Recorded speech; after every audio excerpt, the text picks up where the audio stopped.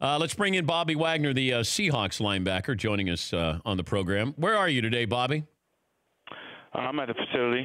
How you doing? I'm doing well. Is there a nap room? Like, if you guys wanted to take a nap, is there a nap place at the facility? I mean, the facility is big enough. I'm pretty sure if you want to take a nap, you could find somewhere to lay your head. But, you know, we always working here.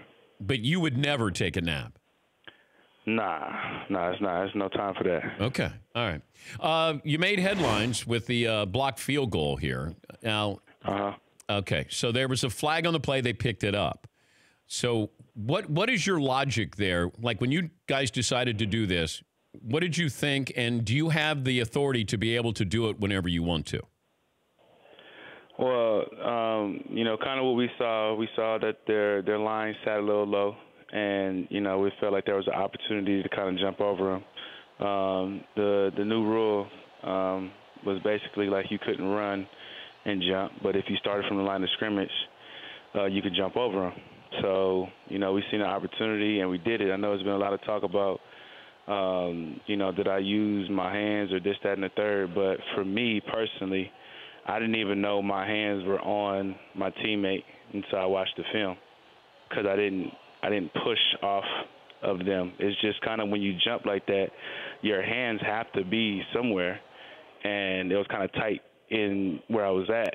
So, you know, if you watch what I did in practice, it was a little bit similar, but we didn't have any pads on, so it wasn't as tight. But you know, they called what they called. It's over now. So, you know, if they can complain about it, or we can move on from it. Okay, it's on y'all. I'll take it though. Should it be legal? Huh? Should it be legal to, you know, the entire play?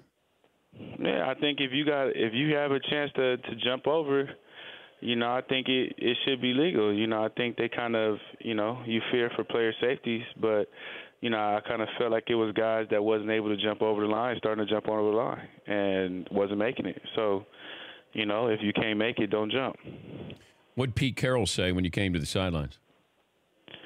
We was just super excited that we executed the play. He was like, man, you did it again. You know, we found a way to do it again. So, you know, it's a fun play, man. I think it's fun. I think it creates a little bit of excitement to that particular play, because a lot of times, you know, people are looking and waiting for, you know, the field goal to be missed or something like that. So, you know, I think it's fun to add a little bit of element, a little bit of unexpectedness to that particular play. Give the fans a little bit of something to be excited for, instead of them just kind of walking away from the TV knowing that it's going to be a make or miss. How did it feel? Does it hurt when you block a field goal? Nah, I hit my hands. It hit my hands, so I was all good. Last time when I blocked it in Arizona, it hit the underneath my armpit, and it left the football print underneath my armpit. So that one probably hurt a little bit more, but this one hit my hand, so it was all good. Yeah, see, that's the. How about a tattoo? Maybe a tattoo of the football, leaving that mark on you. Nah, I'm all right. I'm good. If it won the Super Bowl, we don't need no football on. Yeah, if you won the Super Bowl with something like that, then I could see maybe you'd get the imprint of the football like a tattoo, right? Yeah, maybe. It got to be a bigger situation. It got to be like one of them life-changing plays or something like that. He's Bobby Wagner. He's the Seahawks linebacker. Did you ever look around and you go, where did everybody go of all of the guys that you played with? I mean, honestly, I didn't. I did it until I didn't see KJ, because I was like, as long as I was with KJ, I was good. And then when he kind of, he had his situation that he had, I kind of looked around like, man, this defense look a little different. But I mean, it's exciting, man. It's cool. Like for me, it's like I kind of felt like I was gonna play for. I'm playing for a long time, and that's my goal is to play for a while. So I knew at some point, this was going to happen. You just didn't expect it to happen the way that it happened and how sudden it happened. You thought it may be one person at a time, and not, the whole defense at a time. So, I mean, it's an adjustment, but, I feel like we've handled it really well. If I gave you one Hall of Fame vote, and you can only vote for one guy you've played with, any position, who would get your Hall of Fame vote? Oh, man, that's tough. You want me to get one vote, and I got to vote for this guy everybody. Gets in. Your vote gets him in. So Sherman, Earl, Cam, Russell, Marshawn. Who's the oldest?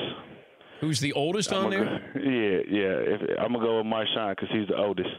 But do you really believe? Is he a Hall of Fame running back? 100%. Is Earl 100%. a Hall of Famer? 100%. Richard. 100%. Cam. 100%. Bobby Wagner. I think so. he still got some playing to do. He's not done yet. He still got some more heads to turn. Okay, what happened with this team that all of a sudden it clicked? I know that you guys are a running team now, but something had to happen, it felt like, or a game or a moment that just turned you guys into something, a very, playoff team. I don't know if it was one moment or moments that click. I just think, just me kind of being around that 2012 team and even that Super Bowl team, we were a very, very young team, and we had to go through some things to kind of, get to where we wanted to be. So I felt like the young guys had to kind of see, why the older guys believe what we believe, because we like myself, Russell, KJ, we've seen some crazy games, and so we could have been down 10 with 40 seconds left, and we would still feel like we can win because it's happened before. So we had to kind of give that belief to the young guys, and they had to truly believe it. And I think as the season went on and as their confidence grows, they believe that we got this. And I think close games that we pull out like Carolina and games like that, I just think those are games that help with everybody's confidence. All right, now I want you to be honest. When you first slipped on the uniforms on Monday night, when you first put that on and then you looked at yourself in the mirror, what'd you think? As far as what, our jerseys? The way the green, you look like a green highlighter. Yeah. Honestly, they're so, you got to come check them out in person. They're so dope. They're the best jerseys in the world. They are a little bright on TV, but they work in our favor. So the superstars shine bright. So we're good. Oh, okay. All right. If you had that uniform on in the dark in your house. Yeah, you probably gonna see me. I'm not getting away. Not in hide and go seek. I'm not winning with that jersey on. By the way, Bobby thinks he's a great basketball player. He has compared his game to a combination of LeBron, Jordan, Kobe, and Russell Westbrook. Is that a fair assessment? Yeah, that's pretty accurate. Maybe a couple guys left off that list, but it's pretty active. You think you could play? I think I can hold my own for sure. Yeah. Okay, if Seattle gets an NBA team, maybe you should walk. You're going to try out?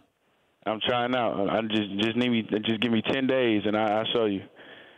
Have you 10 days? Okay, best basketball player you played against? That's on the Seahawks? No, anywhere. Actually, what's funny? After the Monday night game, somebody did actually send me a picture of me playing Kawhi Leonard in high school. Really? I was trying to box him out. So somebody sent me a picture of that, which is actually funny that you just said that. But I played Kawhi Leonard in high school, and I remember playing DeMar DeRozan in middle school, and he dunked in middle school, and that's when I was kind of like, you know what, maybe this basketball thing is not going as well as I thought it was if I'm not dunking like he dunking. Okay, wait, how did you do against Kawhi? That team was stacked. I think we lost that game. So yeah, we was a new high school, so we was still trying to get our bars up. All right. Hey, congrats so far. I think you're probably going to be up there for Defensive Player of the Year. At least you should. You should be in there in the top 5. And been a great run. And good luck in the playoffs. Thank you. I appreciate it. That's Bobby Wagner. For more Dan Patrick Show, tune to Audience Channel 239 on DirecTV or download the Dan Patrick Show app.